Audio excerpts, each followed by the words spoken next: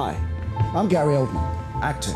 Some of you may know me from such films as Dracula, Air Force One, and Kung Fu Panda 2. Now, just as a professional basketball player spends hours on the court, mastering every aspect of his game. What happens when an actor becomes too good at playing villains? Not just convincing, not just terrifying, but so good that the darkness starts to cling to him long after the cameras stop rolling. The list goes on and on. Gary Oldman didn't just play villains, he became them. And in the process, he almost lost sight of who he really was. But before he was Hollywood's favorite madman, he was just a kid from South London with no connections, no fame, only raw fire. Gary, mate Flynn. And it wouldn't be long before that fire turned into something the world couldn't ignore. Actors who should have been nominated for an Oscar list, now you've actually been nominated, finally. It must feel great. It feels terrific. Yes, better than I thought it would. Long before Dracula or Stansfield, Gary Oldman was grinding through the underground British theater scene. He wasn't classically handsome, he wasn't charming in the Hollywood sense, but what he was electric. I don't see myself as a comedic actor. On stage, he could make a room hold its breath. Casting agents didn't know where to place him. Directors thought he was too intense. He wasn't leading man material, but something about him was dangerous. That danger found its outlet in the role that changed everything. Who the hell do you think you are? Sid Vicious. Comes on TV and I'm channel surfing and I see a second of it. I want to just throw the television out the window. In Sid and Nancy, Oldman became Sid Vicious, the violent, drug-addled bassist of the Sex Pistols. He didn't just imitate, he transformed. He studied Sid's voice, movements, rage. He starved himself, chain-smoked, and plunged into self-destruction. Not for show, but because that's what the role demanded. All right, you see the gun?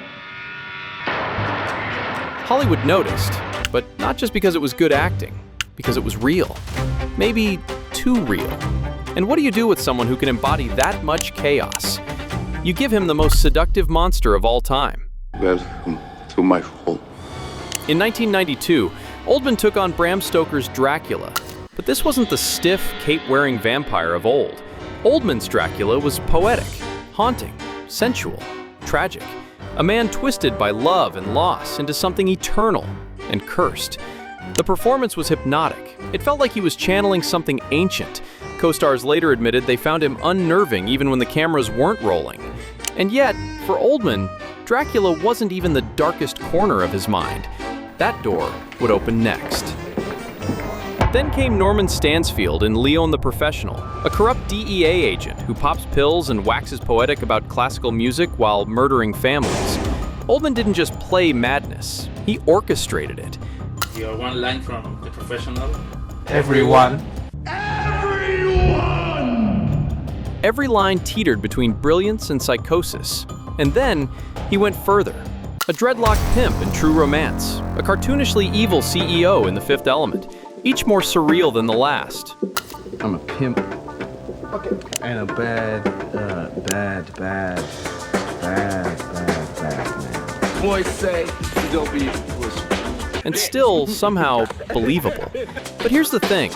You can only tap into that much darkness for so long before it starts bleeding into your real life. Behind the scenes, Oldman was struggling. The roles were exhilarating, but they didn't go away when the cameras cut. He turned to alcohol, not for the characters, for himself, to numb the aftershocks of diving into the minds of killers, madmen, evil as evil. He played it as wounded, as human, as something we could all become under the right pressure. And maybe that's what scared us the most.